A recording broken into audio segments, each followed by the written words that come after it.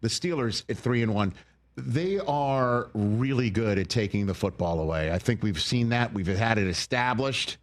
And week 1, when they couldn't take the football away more than just once, Rodgers threw for 4 touchdowns. And the fact that Rodgers, since that day, going into the Ireland game, threw only for 3 touchdowns, a lot of folks are wondering if week 1 was fugazi. And the Steelers won a football game yesterday that, I'll be honest with you, I was concerned about them being able to win without Jaylen Warren and the run game maybe being next to nothing. And here's Rodgers sitting back there and a defense that was marauding the week before against the Cincinnati Bengals would be having its way with a guy who really doesn't move around all that well at this age. And I was wrong. Was I ever? Now, they're still not throwing deep. They're not chunk playing.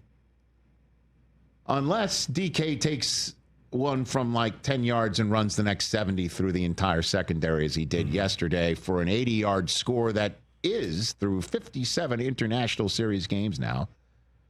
By the time that London is through, 60 international games in the history of the National Football League.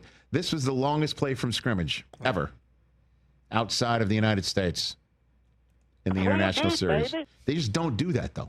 It's almost like they need a guy like, what's his name? George Pickens? George Pickens.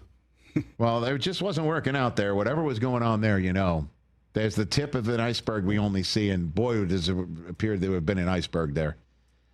And the Steelers' defense doing the rest. Along with, wait for it, did Kenneth Gainwell just take over the running back position for the Pittsburgh Steelers? I'll tell you this. I know they've got a bye now, and Jaylen Warren was the guy coming into the season after being the backup to Najee Harris. But you got to wonder if they're just going to basically tell Jaylen, you don't normally lose your job due to injury here, and we'll try and split the reps in a certain way. But you got to wonder if Kenneth Gainwell is going to get another start.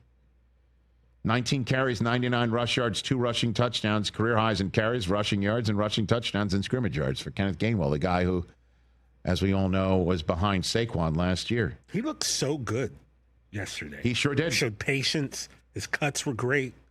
His great game. His 134 scrimmage yards are tied for most by a Steelers player in a game over the last 2 seasons. And Rodgers only missed on 4 passes. 126 of his 200 pass yards were gained by DK Metcalf, the 80 yards of the 126 on one play.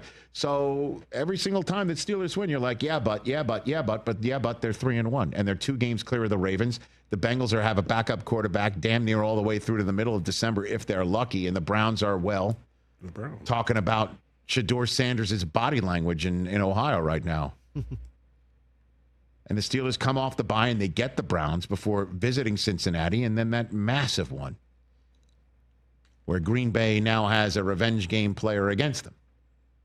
Sunday Night Football. And Rodgers is going to be talking about that before a game against Indianapolis at home that could be pretty damn big, by the way. Yeah. And a visit to Los Angeles against the Chargers. That's what's coming up for the Steelers. And as for the Vikings, they're just going to be up and down until we find out who's the quarterback and how we can get some sort of rhythm going. Steelers did everything in their power to make that game closer than it should have been yesterday. Well, the thing was over, and then Carson Wentz caught fire in the fourth quarter. Yep. And then Tomlin made that decision instead of going for a 4th down on the needing 1 inch. Let's punt it away and give the ball back. And that almost came back to bite him. Yeah.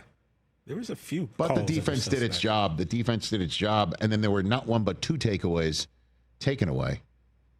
One in which, in the fourth quarter, the interceptor bobbled it before getting his feet down. And then the one where Jordan Mason clearly fumbled it.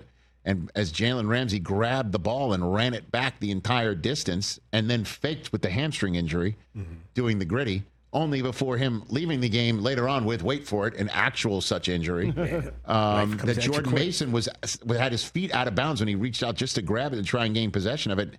Little did anybody know, probably even Jordan Mason know, that the act of just grabbing it with his feet out of bounds ended the play. So the Steelers actually had 2 more takeaways taken away. And they still had 2. with 6 sacks. And TJ Watt, JJ's brother, TJ, getting it done with his first interception in a couple of years. So, hey, you made it all the way to the end. Thanks for that. Check us out every single day streaming live on Disney Plus and the ESPN app 12 to 3 Eastern.